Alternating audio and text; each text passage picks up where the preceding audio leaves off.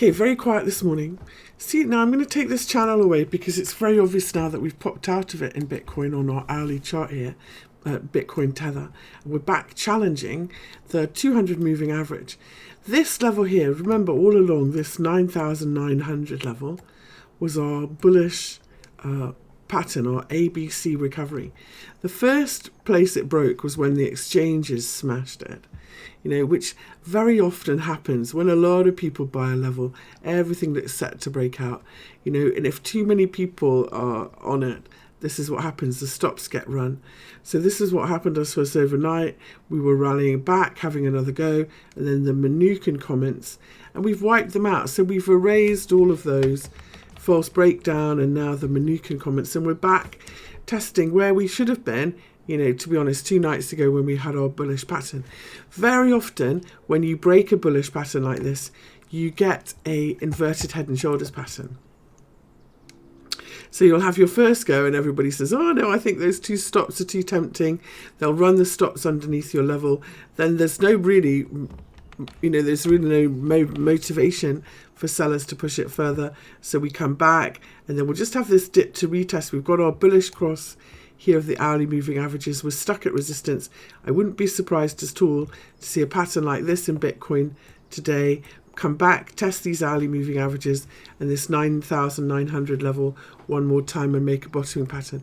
That's what I'm hoping for. If it doesn't, if we come back down here, if we just keep going higher above the 200 moving average, obviously that's fine. That's a breakout too, and I'll take it. I'll be on the first pullback. If it doesn't come back down to 9,900, or if it does and it comes back down there and doesn't turn up to give us a buy signal, then that's fine. We'll leave it alone, because clearly, if we keep going and then there's no buy signal here and we keep going, clearly we're still in a downtrend. And so our money is safe. So that's how I see Bitcoin today. I wouldn't be surprised to see a pullback, and I would like to see buyers at 9,900 again to see if we can get this done. But if we get back above 10,150, then happy days. The next level I would be looking at, and that's 50% of this drop. If this is just going to be not significant, then, very often 50% back, as you know, is a tricky level. That's at 10,296, so 10,300. I think above there we could really motor, and we'll see our next leg higher. So before, we were looking for this to be, let's zoom out here. Because we've had a big A, B, C down, we were looking for this to be a big A, B, C up, very similar to this. So if this is our first leg higher now, and we measure from here, then our first target is a little bit lower now, around 11,568 and then 12,100. So let's see what the relationship would be with this swing, because very often there is with these.